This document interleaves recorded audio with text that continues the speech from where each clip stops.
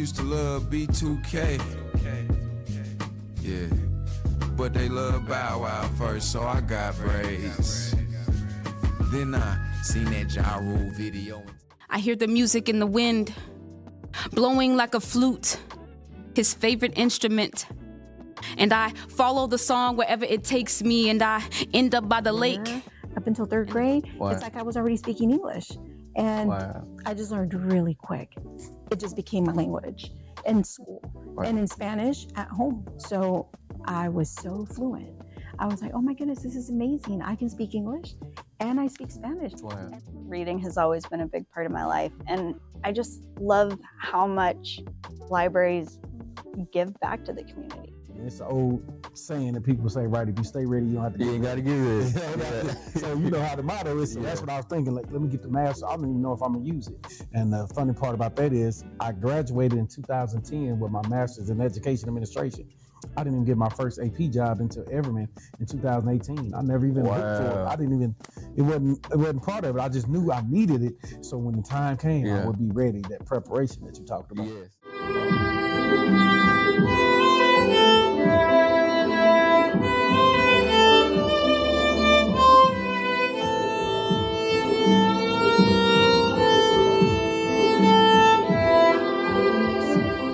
He's so good to me.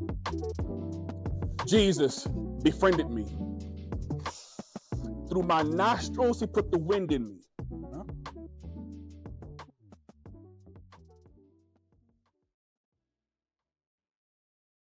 What's going on? What's going on, my good people, extraordinary family? We are back for another powerful and insightful episode. Ordinary Conversations with Extraordinary People. I am your host with the most, Willie Beeman. Now, I'm excited about this episode here, only because I call it the 2-for-1 special. So you get to get two amazing guests on today's show. Great dialogue, great conversation. These are people who I've watched grown in the media space and allowing their light to shine. And so hanging out with them recently at the Sneaker Ball. Shout out to Miss Diana Jones. So without further ado, got to introduce him. He is a young creative with a passion for dance, acting, modeling. He is a leader and mentor through the Omega Stars program, co-author of Xander Speaks, Bullied But Unbroken, named offensive MVP at TCU's Camp LT, host about NFL Hall of Famer LaDainian Thompson. That is an amazing guy right there. Recipient of the 2025 Rising Star Award and honored as a 2026 Mentee of the Year. That's awesome. And last but not least, going back to more awards, he is award-winning freestyle dancer and spoken word artist. That's huge. Online community, extraordinary family. Let's give a warm welcome to the one and only Xander Dade. What's up, brother? What's up? What's up? Thank you so much for having me. Yeah, man. Yeah, I'm excited, man. I definitely want to make sure that I cater to the young community, to the young generation, because I believe they are the next for us. You know, I'm a lot older, but I want to make sure, man, that you guys get highlighted, you know, you guys get spotlighted and what's to come. So, yes, sir. The first thing I got to get into, we kind of talked about it, offset, you know, the ability to showcase your gift through the art of dancing. That's a passion of mine as well. I've done hip hop dance and I've done hip hop choreography. Now I've shifted to more of the ministry side of my ministry, articulating songs without words. And so you started at a very young age, very young age. So for you, Xander, what drew you to dance? What was that aha moment to like, this is something I like to do?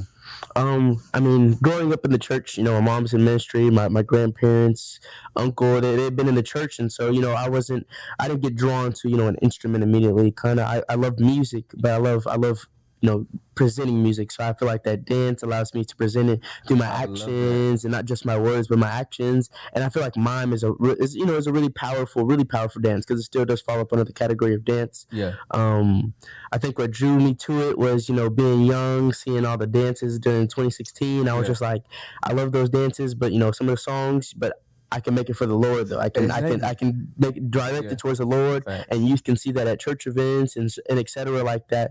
And so I think it's just a powerful ministry dance. Yes. Yeah. I love it, man. Same here.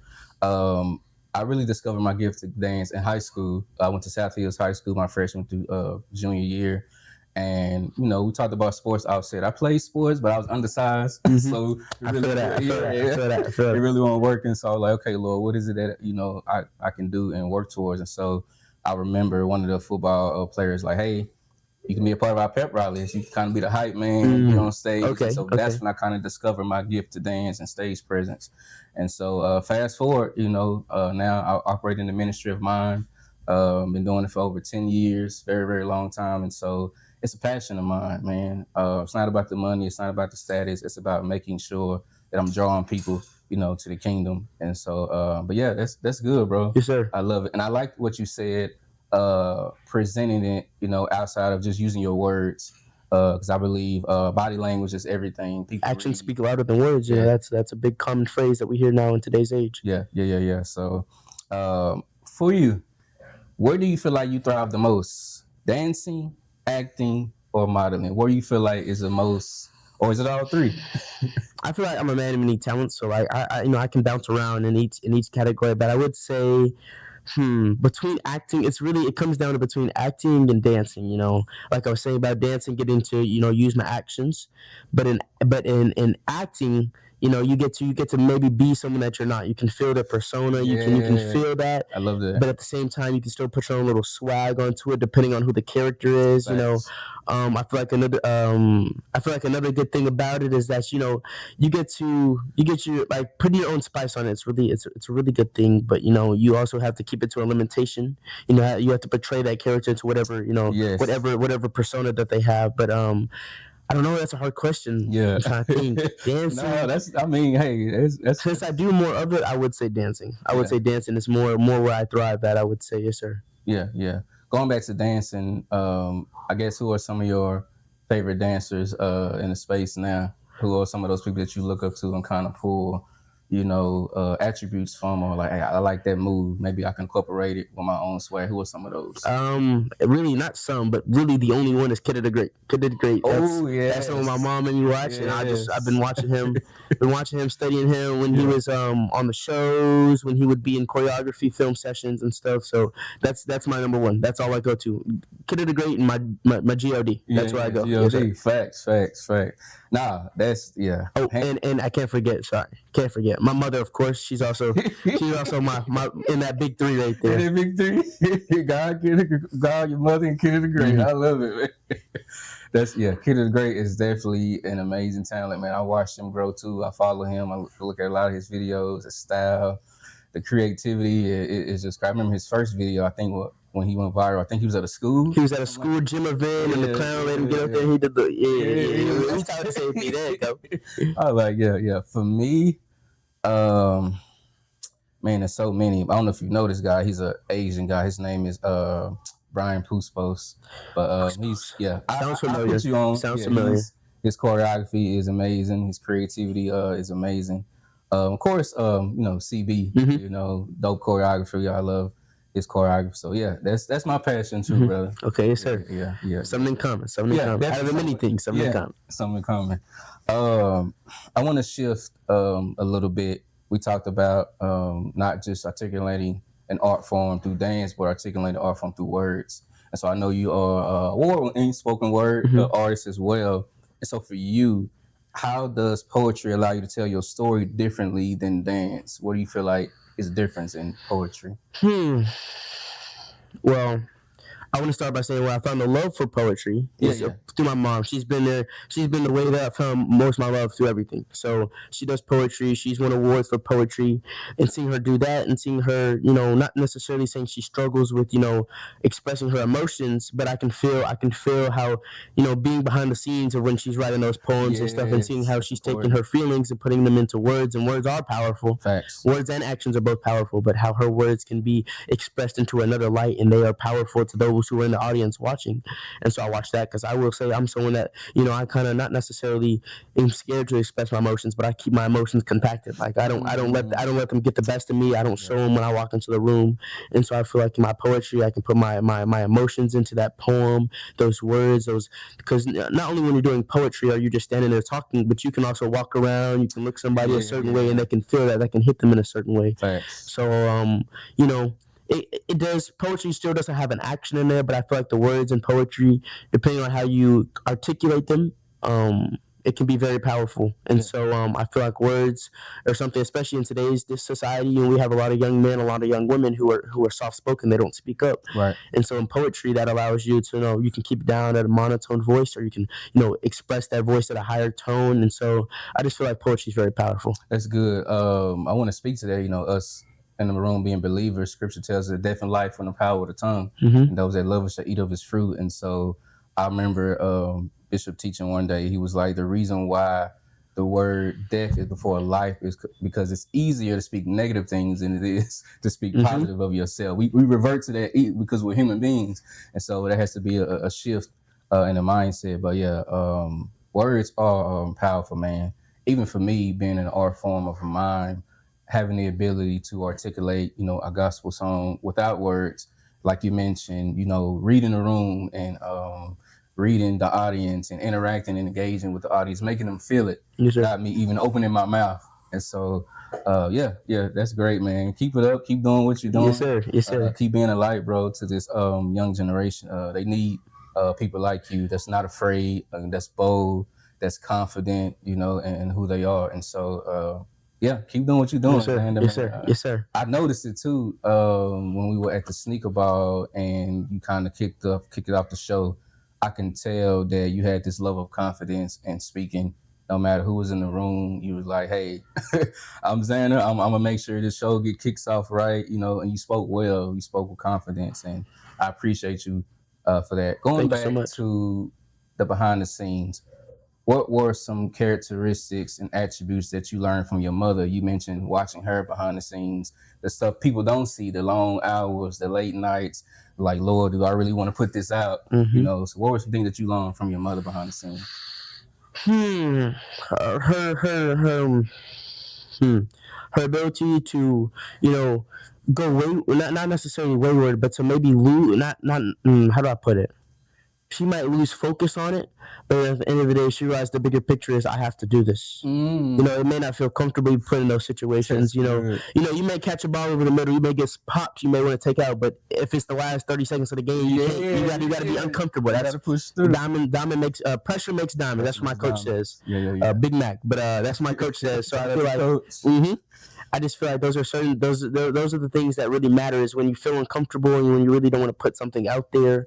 You might get backlash for it. You might, like Kyrie Irving, he put his love for whatever religion he believes in, and he got backlash for it. Nike cut his deal, but you got to stay uncomfortable in those situations. He ended up coming up with a new shoe deal, and so it's just certain things that you have to do, especially in that field of telling stories about yourself, and telling stories about things you've witnessed, you went through in poetry that may not feel the best in it, but that allows you that what's that word I'm looking for? That grit that allows you to retain it and push past it. That allows you to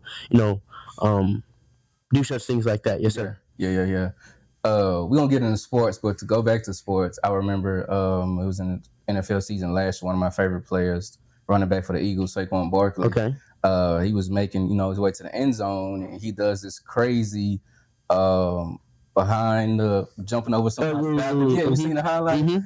Those uncomfortable moments, doing whatever I can to get to the end goal, doing whatever I can to get in the end zone and score. How bad do you really want it? Exactly. Because he could have just did the spin move, and then he could have started the defender. Oh, I don't got no juice in me, so he could have just went down. But he was like, I want this bad. So he did it. He did the impossible. That's something I ain't never seen somebody. I seen it. I was like, my gosh. That's on the Madden intro on the game. I was just playing the game, and then on Madden intro, that's the first thing you see is him doing that reverse. Reverse hurdle. That's cool. I didn't know, but yeah, you're right, man. Having that grit, having that grind, not giving up, and so that's amazing. I want to stay here before I shift. Going back to your mother, do you both have any pieces that you guys do together? You guys do certain events? That's something we've talked about, but me becoming older and starting to focus on college, it's kind of not necessarily dwindled away. We just haven't put our foot down to finish stepping on it. We haven't took that next step. Yeah. But now that you bring it up, we're gonna have to make something shake. We're gonna make something shake and bake. So. You got the voice, man. Okay. You definitely got the confidence. So Mom, we taking notes. We taking notes. I'm looking forward to that. Those that are watching, those that are listening, Xander, what would you say to a young person who's afraid to share their creative work? People that are around your age group that are afraid, should I do this? How people are going to perceive me? those that are watching and listening, what would you say to them? I would say as long as you're doing it for the right reason. I'm not gonna say, if you want to, if you're stealing, don't go out there and promote people to steal. But if it's something that's anchored in God, it don't have to be anchored in God. It could be anchored in civil rights. If you're doing something like that, and you're scared to take that stand, if you're scared to take that knee during the national anthem at the football game, you got to take that leap of faith, because at the end of the day, the Lord took Jesus took his leap of faith by dying on the cross for our sins. So, no matter what you do, no matter what the consequences of it is if you go to jail for that reason, God already he already didn't see the future. He didn't already see the light and he didn't see the reason that you're doing it. He put you in that moment for you to do that. He didn't see it happen before it happens. He didn't see the outcome. No matter if you go to jail, if you beat the case, that he's seen it happen. He knows why it's happened. It's a part of your story. But to beat that, I mean, you really do have to be anchored in God. You really have to know that God has my back, 100%. No matter what nobody says, no matter what nobody does to that action that I do. You got to know that he has your back. You got to know that he loves you. Because I done some things, where I didn't, pay the repercussions of it. But at the end of the day, I know the Lord still loves me. He allowed me to do it for a reason.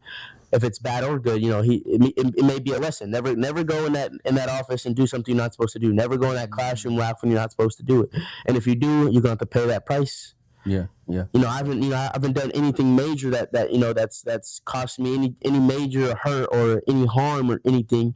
And I pray and ask the Lord that doesn't happen. But for teens that have been through, that have went to juvenile, you just have to make that decision and find yourself centered in the Lord, and that may be uncomfortable, but you have to surround yourself by people. And that may be hard for some teens, especially in today's day and age with social media and friends and family. That may be very, very hard, but it has to be something that, you do. I even called a 90-day run. Me and my friend came up with a 90-day run where it's just, stop trying to go out and spend money, make money and work and focus on God. So that's what I've been doing recently, making my money and focusing on God, because I know I'm getting to that level where I'm going to be grown, I'm going to be in college, I'm going to need a car, I'm going to need to find a way to provide for myself, and that's what the bigger picture is. But I can't do that alone. I might have my mom there to send me money every now and then, but also I got to have faith in God so he can allow me to be in certain positions to where I can do what I need to do. Yeah. So that's just a decision that you have to make as a teen. That may be hard. It may be real hard, because I know it's hard for some kids that I hang around, that I see every other day. It's hard for them, but they have to find the right decision to make. So yes, sir. Yeah, I love it, man. I hope y'all picking up what Xander is dropping, man. Those that are watching and listening, man, we definitely need people like you, Xander, representing and leading the way for this young generation. And you talked about being uncomfortable. You can't get olive oil out of the olive without the olive being crushed. You can't get almond milk without crushing almond. You know what I'm saying? And so it's a part of the journey, and God understands it. And so no, keep doing what you're doing, man. I love it. I love it. We're gonna shift. We're gonna get to this beautiful body of work right here. How did it feel being handpicked by co-author Phyllis Whitley and working together to create Xander Speaks, Bullied but Unbroken? How did it feel? What was that experience like for you? At first, it kind of didn't feel like real. It wasn't like, am I really like? I was like, oh, are we gonna do a book? I was like, okay, we're gonna do a book. We're gonna see what this goes through. And then when we got there, and she started calling every other week, talking about what we wanted to do. I'm like, this is getting real. Like, I'm gonna be a part of a book that's gonna be empowering and lifting up children that children have went through as a battle. Bullying, that's a real battle that kids go through from kindergarten all the way up to 12th grade. Even in college, you're still identified as a young adult. Young adult. So it's something that I didn't realize the power and the blessing that was behind it at first, but then once it finally came to fruition and came to be, I was very grateful. I was just like, wow, like I'm a part of this. My name's attached to this. And that also, when it became a thing, my name being part of it, that changes how you move. You can't do certain things. You can't post certain things that, you may have wanted to do before. I couldn't go out there and post me, dump a bucket of water on something. I can't do that. I can't do that in general. But now you really can't do it because your name's connected to something that's amazing. So I don't know. I feel like it was definitely a blessing. I love it. It's an amazing thing. It's really worked miracles for me. It's put me in certain positions that not a lot of youth have been able to put in. And so yes, I'm very grateful for it. Yes, sir. Xander Speaks. That's in the flesh. Xander Speaks. I guess those who want to purchase the book, and want to read it, what would be, I guess, some key takeaways that people can take away from this body of work? What would you say? You're saying as like where they can contact me, or what are some things about the book? Yeah, what are some things about the book? Take away. We have a couple of original poems in there. We have 3 in there, and then there's crossword puzzles. You know, so it's kind of like an interactive book. But there's also superheroes. You know, I just went to go watch the Spider-Man movie last night. We got some superhero references, some Nightwing references, some Batman references. Who else? Iron Man, Superman, Spider-Man. And it's also connected to animals. You know, a certain thing that I feel like I really loved when I was a kid. I still do love animals, but I watched Wildcrats when I was a kid. That's on PBS Kids. And so I felt like combining my love for animals and combining my love for superheroes being the main ones that are uplifting something, and something that, you know, doesn't have a way to, they can't talk. You know, the only really animal that can really show their emotions is a monkey. It's like a chimpanzee. They're the only thing that can do an action or something, but something that really can't stand up for themselves. In superheroes that save people, putting them together for kids, it's just, you know, it's kind of works. It meshes like it works. Awesome, it works off together. And so, you know, I love the color of it. But yeah, those animals, you know, they're being discouraged, and then the superheroes are uplifting them. Me displaying these superheroes, I'm uplifting them, telling them that their differences are amazing. Like when it comes to a zebra, your stripes are differences. For an elephant, your ears are different, your nose is different, those hooves are different. A giraffe, your neck is different. You know, those things are, you know, certain things that are different, but God has also gifted you with those. You may not know it, you may not think it, but once you really start to get anchored on the Lord, you realize that He's done everything for you for a reason. So that's it all just meshes in there really well, and it's just amazing. It's amazing. It's a blessing. That is a dope dynamic, man. I love that. Going back to animals, you think about, you know, scripture, you know, the Lord is our good shepherd. We are His sheep. And so you think about sheep, you know, they easily stray away. They don't have any direction. They doing what they want to do. But their wool is powerful. You use their wool to make clothes. That's true. They use their wool to keep them warm. I love that. Yeah, there's just, you gotta look at every animal. This is research, man. This is research. It's really that TikTok knowledge. That TikTok knowledge educate me. They might not believe it. You know, the elder generation may not believe that TikTok helping you, but it really helped you. I can find some bake statements on here. I can find some knowledge on animals. It's information. I'm saying you gotta be on the right side of the TikTok. So. Right side of TikTok. Pick up what Xander is saying. I love that. I would never have seen it that way. No, you're right. It definitely keeps them warm. So yeah. Now, what a amazing dynamic, man. Outside of that, are there any upcoming project in regards to books and any other things that you're working on as far as any other books that we can look forward to? Right now, can't make a promise as of right now. Absolutely. But you know, maybe in the future, once I start, you know, once I have everything settled, maybe I can start working on maybe a poetry book. You know, start putting poems in there.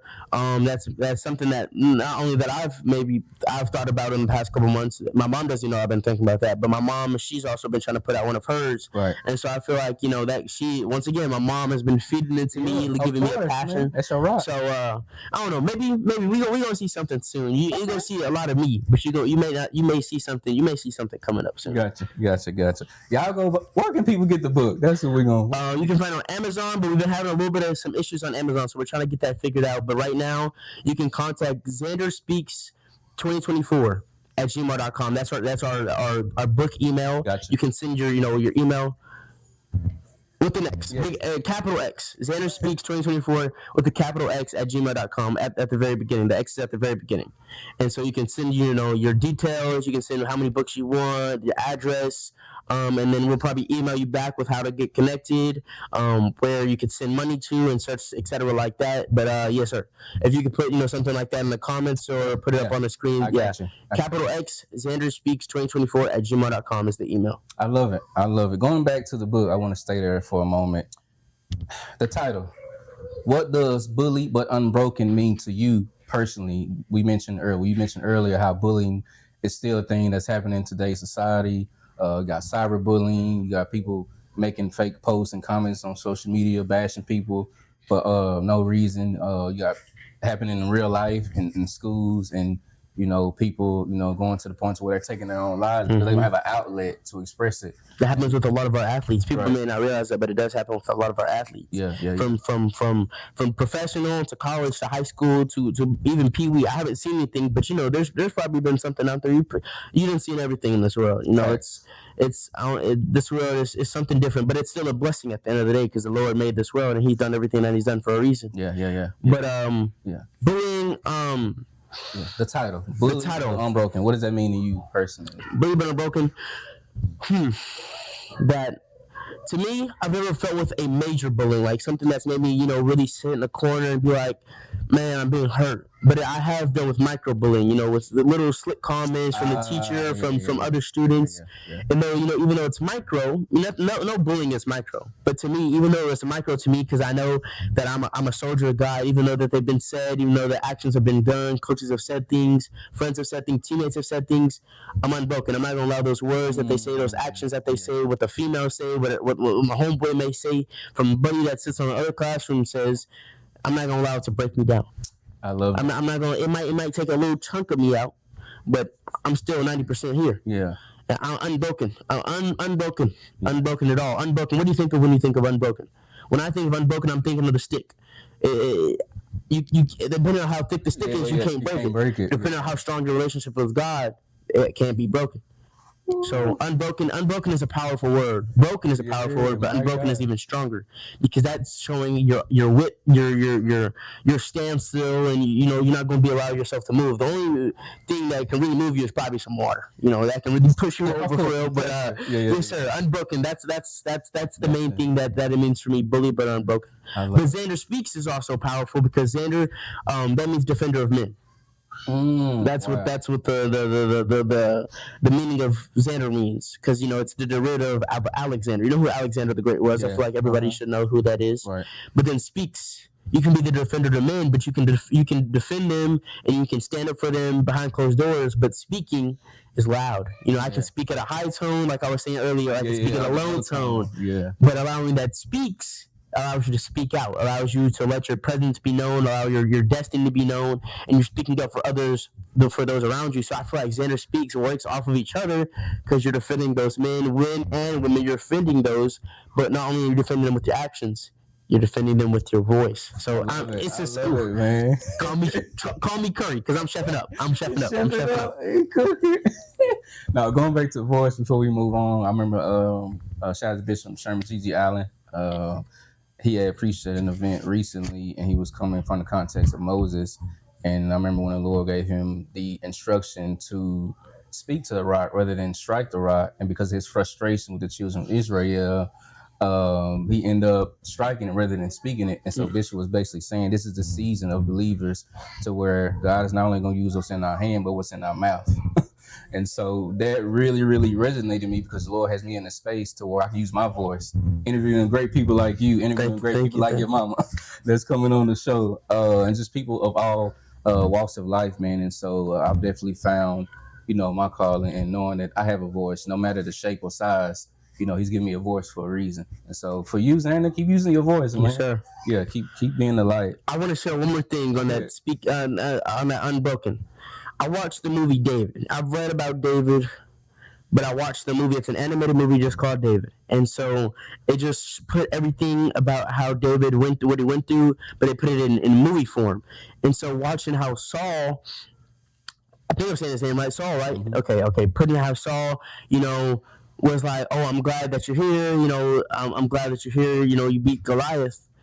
But then Saul's turned on him. He had the army come against him. But David, you know, David wanted to break down. Yeah. But he stayed unbroken. He put his foot down in the ground, and he saw David he saw Saul in the cave, and he could have slimed. He could have did it to him right there. But he stayed unbroken. He put his faith in God, and he spared him. He said, "Just leave me alone. Just let me and my people be free." I love it. And I feel like that's whenever I think about unbroken, I go back to that moment with David that he could have been broken by what he was doing, by how Saul was acting, and how what's Saul's son's name? I'm forgetting. The one who was friends with David, that was with David no matter what. Jonathan. Yeah. Jonathan stayed with him no matter what his daddy was doing.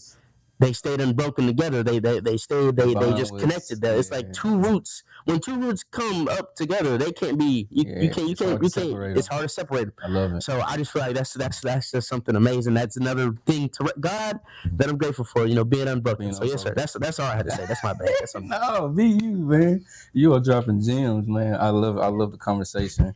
We're gonna shift. One thing that I saw in your bio was interest. We kind of talked about it in the introduction, you being Mentee of the Year.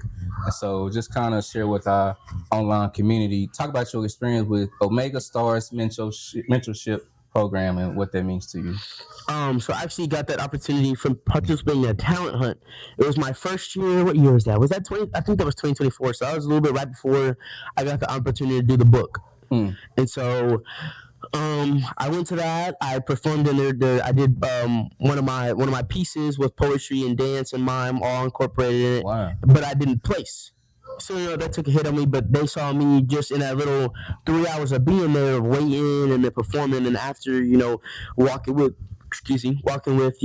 integrity, walking with manners and such. And they were like, "We love your son. Is okay. We could put him in our mentorship program."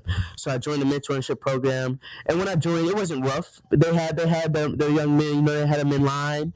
There were still some things they could work on. There's still some things they could work on today, but they had, for the most part, they had their men in line. Gotcha. The men knew what they wanted to do, what they were gonna do, and so it was just amazing. So I worked.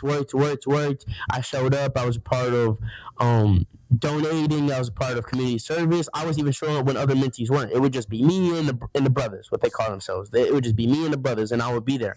And so then that I had my first year, and then that second year, I was nominated as Rising Star. And so we're moving up the ladder. We taking our baby steps. Like and then I got that Rising Star.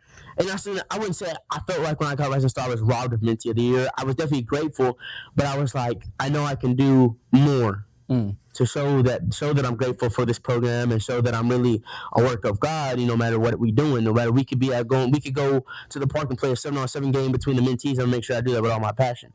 Or we can go donate to the homeless, and I'm gonna make sure I get as many bags as possible passed out to as many people as possible. I can make sure I can stack those bags as much as possible. Absolutely. And then this was recently my third year. I'm making sure I'm making sure it was recently my third year, and so I made that dedication. I made sure I was showing up. I was making sure I was doing what I was needing to do when I was showing up. I was making sure I wasn't falling asleep, because there were different times where before I went to some meeting, I stayed up too late, and I would be in that meeting. I'd be, nope, you gotta stay awake. You gotta pay attention. We didn't have Ricky Clark come in there. We had other amazing gentlemen, amazing women come in there and give us some words and testimony.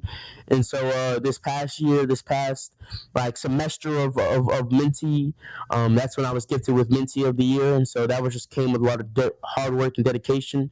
My mom putting me in the right place at the right time to be with those men, and so and then being with those men, capitalizing on it. So another major moment that really put the nail in the moment was I got to present Judge Clifford Davis right before he passed away with another mentee, that's awesome. Emmanuel. We got to present him with his certificate of appreciation, and so that was another. And so being there in that right time at that right moment, being selected to go, I also gained a scholarship to go to Philander Smith, a full-ride scholarship. So as long as I know I do what I need to do this last year, I got college looked for. I got that college done. I got college paid for. And so that's just another thing of being at the right place at the right time, doing what you need to do, with the help of my mom, with the help of my main mentor, the basilisk, Kevin Randolph. So yeah, just being in the right place at the right time, allowing God to use me how he wants to use me is an amazing thing. Yes, sir. I love it, man. Staying on mentorship, I had a discussion with some of my brothers, from church recently. We was talking about mentorship and what that looks like, in our relationships. And we took the initiative to mentor young guys that go to our church who are around your age, because you guys need mentors. You guys need people, healthy, God-fearing men that's important to you guys, because we've been there. We've had the experiences. And so I think mentorship is very important. My definition for mentorship is someone that can stick with you for your entire life, long-lasting relationships, whether you're being celebrated or you're not being celebrated. Whether you're on the mountaintop or whether you're in the valley, that's someone that you can go to and be transparent and share your heart with. And so for you, what are some lessons that you learned from your mentors that have helped you become a better leader as a young man? What are some of those lessons, behind the scenes conversations, things that they poured into you to help Xander be the man he needs to be? I'm gonna kind of share some from each one of them. So going to my main mentor, Mr. Randolph, he's kind of told me that don't mess up the opportunity that you have. My mom has told me that, but it resonates. But then it's my mom. I mean, she's just telling me what she wants to tell me, so I can, because she doesn't want to see me mess up. Right. But then seeing somebody from a third party, from another siding of me, and seeing that I have a gift, and they don't want me to mess that up, not only because they poured into me, but they want me to be great. They want me to be better than what they were. And so hearing Mr. Randolph tell me, don't mess up what you have by making silly decisions in school. Yeah. And that's also something my other mentor, Mr. David, has told me. He's been through, both of them been through the military, but Mr. David's a little bit more rough around the edges, so he's gonna keep it all the way 100 with you. He gonna tell you what you don't want to hear. Like that, though. He came up to the school, straightened me out right in front of my principal, and so that's something that I feel like, not every teenager is going to get that. Not every boy is going to get that. Never female is going to get that. But I feel like it's something that, it's just that extra, it's that extra topping, that extra sauce. That if you do have that, that's something that you may not realize it now, but when you look later down the line, that's something that that's really powerful, because now you having mom, and you having big God, and then now you having someone that extra that's in your life that's really pouring into you, that's telling you, hey, I'm seeing that you're great. You can't mess this up. Not only for your mom, not only for God, but for those people that are around you, your supporting cast that are trying to see you be great. Absolutely. But another gentleman that's just recently came into my life is Mr. Adrian. He goes to my church, so he's kind of in the same role as you, and he's kind of rough around the edges, and so I don't know. He kind of just gravitated to me more. I gravitated to him a little bit more because he's kind of been that father figure. He's kept it really real, but also keeping God inside that real. He's like, oh, you can't do this, because God is also seeing you, and you have these gifts, and your mom is there. So he didn't say what all these other mentors have said, and he don't even know them, and he just made it. He didn't kept it real with me 10 times more, and so I just really do appreciate all of them. But Mr. Adrian took it to that next level. He's felt like a father figure to me, really, especially recently. Especially he's not knowing my father, but he's kept it there. He's losing, he has had his own children, so he didn't see all the walks. He didn't see, the kid who done messed up. He didn't see the kid who's been point perfect, not necessarily nobody's perfect, but they didn't do what they needed to do. He has sent them to college, so he knows what he needs to say. He knows how to say it, so because he wants me to be great. And so I feel like every single mentor that I have had, they've said what they needed to say, and they portrayed it right. So yes, sir. I love it, man. Yeah, stay connected to those guys. Like I mentioned earlier, mentorship is definitely critical. Making sure that you have a healthy group of men that are pouring into you, especially at the age you are now, because God is going to continue to open doors, and so you need to make sure that you have men around you that can help guide you to make sure, okay, this might not be the door. Let's seek the Lord first, because not every door is a God door. Is the point I'm trying to make. And so, stay connected to them, Xander. Take heed to their instruction, that corrective criticism, which is needed. Take heed to that, because it's definitely important. Let's get to you being a part of this camp. I definitely want to get into that. Which one you talking about? You talking about the football camp? Okay. Definitely Hall of Fame running back. I watched him play. I believe it was TCU. Then he came NFL, played with the Chargers, and so just kind of share that experience. What was that like? How did he pour into you and things like that? Another opportunity that was presented to me through being in the mentorship program. He's an Omega. And so he was also through the forward chapter because he went to TCU. Yeah. And so some of those brothers know him, and then Mr. Randolph was able to reach out to him and say, oh, I have a young man. He's actually exceptional at football. He wants to see if he could be a part of your football camp. This was last year. Not this year. This was last year. Gotcha. My first time going. Gotcha. And so he gave me with the opportunity to go. I went. I was able to get there's certain levels. They didn't kind of have it this past year, but last year they had certain levels. There was, you're part of the camp, then they got their leaders, their camp leaders, but then they got their youth leaders, and then they got the awards at the end of the camp. So last year I was gifted with a t-shirt. It's a white t-shirt that only the leaders got. But if you got that T-shirt, you were known as one of the youth leaders. So I got one of the Gotcha. T-shirt with only other two other young men. It was either one or two. So I got that T-shirt. So I felt good. Then we got to that last day, and I didn't get an award. So I felt some type of way. And so, but I also took that feeling a certain type of way. And I directed it towards the football season. I was like, okay, they not recognizing that I can be great at this camp, but they also not recognizing this at football. So let me go work harder this next year. Let me go work hard. Let me go do what I need to do. I did what I needed to do. Even though I didn't get to play as much, I definitely felt I did improve going to that camp. Being around those men who have went to the NFL, who went to the league, who got to see other young players who went to the league, and allowing them to, pour into me. Being there at that camp, it was just powerful. And then so this most past recent year, I came with a whole different mindset. That I was like that last year I was like, I'm gonna win an award next year, and so this next year I came with a different type of grit. I didn't come in as last year. Oh, I'm grateful to be here. I was grateful to be there this year, but I was like, I'm here so I can succeed, so I can excel, and so I can do what I need to do. So I didn't come in there playing as much. I kind of came in there, head down, went in there warming up immediately. I was leading the receiver core. I was leading the receiver group. I was the main one. They were still out. Can you show us how to do this? Can you show us how to step, how to break, how to get out of the break, how to run the route correctly? And that was something I was doing. That's awesome. And so then we got to then we got the team, and I was excelling that team. I was flying, had like 6 touchdowns in our 7-on-7. We got to one-on-ones. I was excelling at one-on-ones, succeeding at one-on-ones.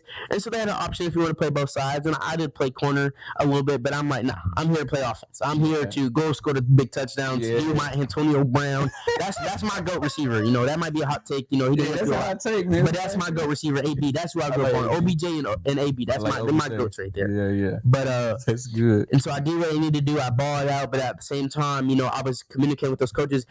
I'm nice. I do this. Like, don't think this is just a bluff. Like, I'm really nice. And they don't realize that. I was telling them at that camp, I was like, they don't even recognize that at my school that I'm a dog. But y'all gonna see today. You're gonna see these days that I'm really nice. I'm here so I can. I'm him. Whoever you put in front of me, I'm gonna make them. I'm gonna make them work.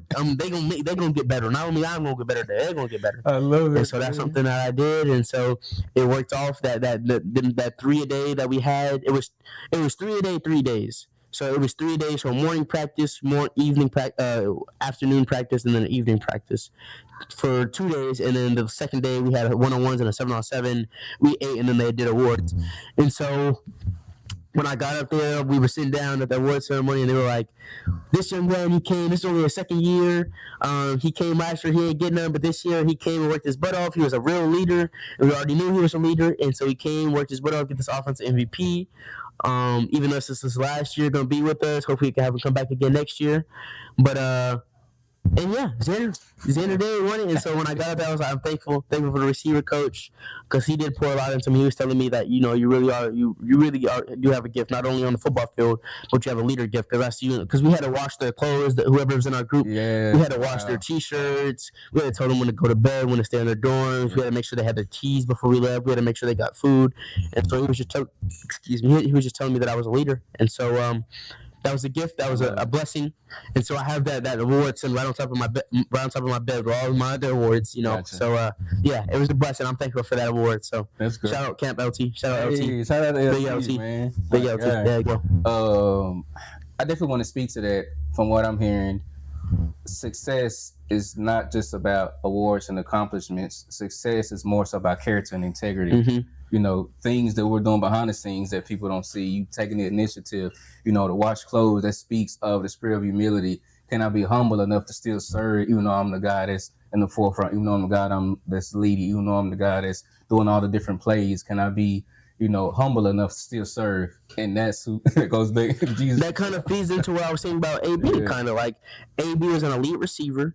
He had a gift for football, but behind the scenes in that locker room, he was rough. Yeah. So you might be the best.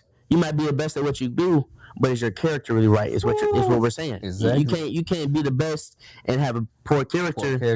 I'd rather have great character and not be the best, or kind of even it out, kind of. But everybody goes through what they have to go through, to come closer with God. So, but yeah, I feel like to have a great character is not only something you need, but it's a +1.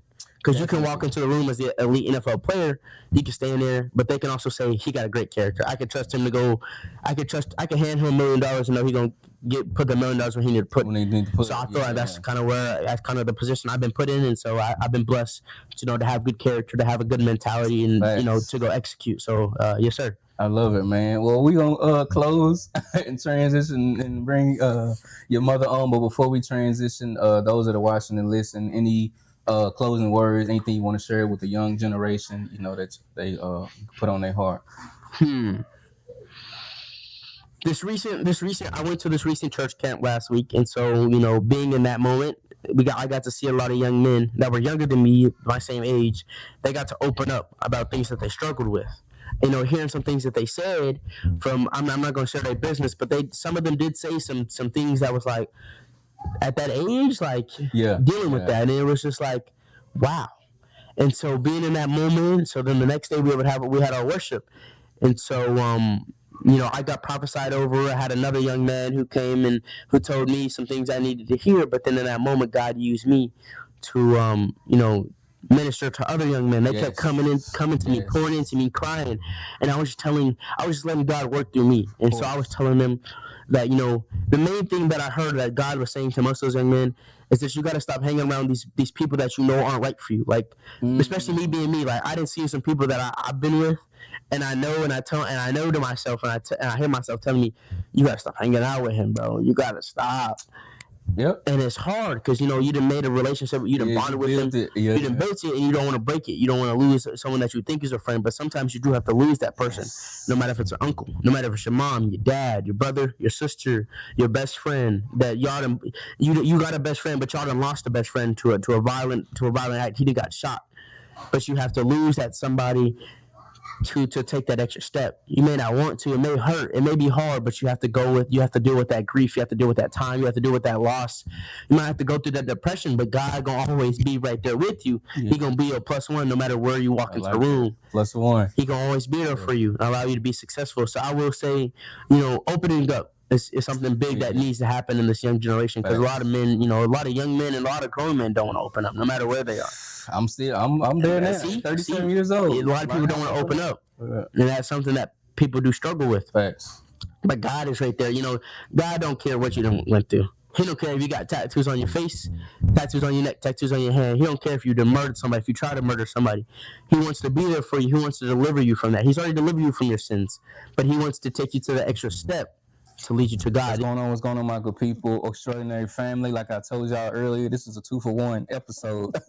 And so I definitely had to make sure that I brought Xander's mother on the show. She is an award-winning gospel singer, actor, and songwriter, inspirational speaker, poet, and performance artist, recipient of the 2019 Texas Gospel Music Excellence Best New Artist honor, winner of the 2024 MLK Spoken Word Slam Poetry Competition, and recipient of the 2024 Spoken Word Oscar for Best Monologue Interpretation, preparing to release her first poetry book, My Words Have Power.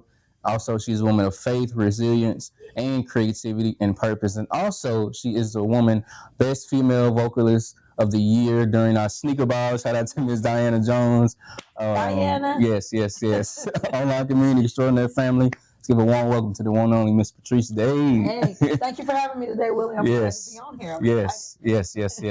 Let's get straight to it, man. Yes, Let's kind of talk. We kind of talked about offset and do some of our conversations of your event that's coming up August the 22nd. Let's kind of share with the community what's that about. Well, I'm excited. On Saturday, August the 22nd at 9 a.m., the Lord has laid it on my heart to host an event called Educators Call to Prayer. A shout out to you for allowing me to plug this event. Right. And thank you for interviewing my son, y'all. I'm very proud of that. My son, speaking of him, he will also be one of the intercessors and prayer warriors at this event. What this event is about is, it's not a church service.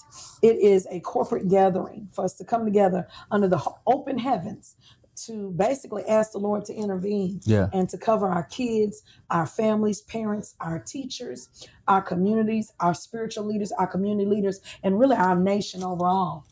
Because I did this event about 6 years ago, and in disobedience, didn't do it again. And I had gotten married. I went to West Africa, a lot of things going on, but the Lord has been pressing on my heart for the past 2 years to do it. And here I am now, finally saying, Lord, forgive me. and I'm going to do it. Lord, I'm going to walk in obedience. And so I'm just grateful for the people who are partnering with me. Yeah. We're going to have a live DJ that, of course, is going to be there to render some music for us. Okay. But we also have a guest worshiper, bilingual worshiper, Wow. Abraham That's interesting. Guayar, my brother who's done events with me in the past. But he's going to come and offer up some worship. I'll be leading some worship. We have a lady that's coming to do some praise dance, and we're going to be declaring scripture. No sermon, no offering. Okay, we're going to be praying specific points. My son will represent the Generation Yes. Z and the Alpha generation Right. to cover that generation, because that's where my heart is, and that's what we're concerned about, especially for me as an educator. And so we're just inviting you all to come out. It's a free event. You can bring your lawn chair. 9 a.m. in the morning, we're trying to get you in and out before the sun starts hitting too heavy. So Yeah. if you can dedicate about an hour and 20 minutes to come, join in with us. It's a peaceful event. We're not going to grab you. We're not going to force you. We're not going to be trying to scare you speaking in tongues or laying hands on you. Now, we do believe in speaking in tongues and the Lord having his way, but we're not there to try to convert anyone or to force anyone. And we are praying in the name of our Lord and Savior, Jesus Christ. Everyone is welcome. But for those who will be on the mic decreeing and declaring, we're going to do it in the name of the Lord. Yeah. And so we need it. So Yeah. I appreciate you so much. Yeah. We definitely need it for our communities, for our Yes. schools, for our teachers, people who are in education, Yeah. people who are in Yes. government officials, Yes. all areas. Yeah, We need because our this hand. teachers are exhausted. Yeah. That's really what it's about for me. Sitting back and watching all these stories on the news, kids killing each other, and like I was saying to you before, it's not just necessarily stories of drive-by shootings and gangbanging. These are kids who are killing their friends, killing their parents, and parents killing children. And so when you see the enemy trying to take over, it's just time to stand up It's and time say, to, no, enemy, we don't give you any territory. Yes. So we're coming on the offense. Instead of waiting and being on the defense and being I love reactive, that. we're trying to come offensively. And this is to cover them for this school year, as well as our students who are going off to college and starting out in life. Yes. sir. I'm in that fold. I'm going back to school myself. And so, Yeah. campuses need to be covered. I totally agree 100%. Yeah, because so many people are dealing with so many things. And I want to add too, as an educator, our teachers are exhausted. You know, a lot of people, if you see a lot of the conversations online and rhetoric, you have teachers who are they're quitting. I've already seen some stuff where teachers have gotten in there for the professional development, the training, and they've already come back online and they're like, I can't do it. I'm done. And they're now still deciding, and school is just getting started. So we need to pray for their stamina, for their mental health. Yes, we want to invite you. Please come on out. We'll have water and light refreshments, and it's just an open, beautiful moment. So come on with us. Yes. What she said, come on out, be a part of the event, man. We are one big family. And so I'm definitely excited for that. Yes. Before we close, let's get into female vocalist of the year. Shout out to Arthur Diana Jones at the Sneaker Ball. I had an amazing time. Yes. Man. It was cool. It was a great event. And let me say this real quick before, because I didn't say this. We said the date, August the 22nd, 9 a.m. at Vandergrift Park in Arlington, 2800 South Center Street. It's right next to the Bob Duncan Center, which is a venue, it's a recreation center. But we're going to be in that open, grassy knoll area. Again, it's free under the open heavens, just calling on the Lord. And in regards to that, yes, I'm going to share some praise and worship. And I asked the Lord that he just have his way. I'm so excited about having received that. Yeah, that was amazing. I didn't nominate for myself. I did not do that. Diana reached out to me months ago and said that she had nominated me. And I'm very honored, because sometimes you don't know. At the end of the day, we know that all these accolades and awards, we can't take them with us. They don't make the difference at the end. But it's grateful to be appreciated. Yeah. And it's a blessing to be recognized. And I'm just grateful to her. I'm very grateful. I hold her very dear in my heart. Yeah, me too. She does her work. Yeah. Even in spite of battling health concerns, issues. Yeah. And to know that she has a heart for other people, it does give you a little bit more pep in your step. Yeah.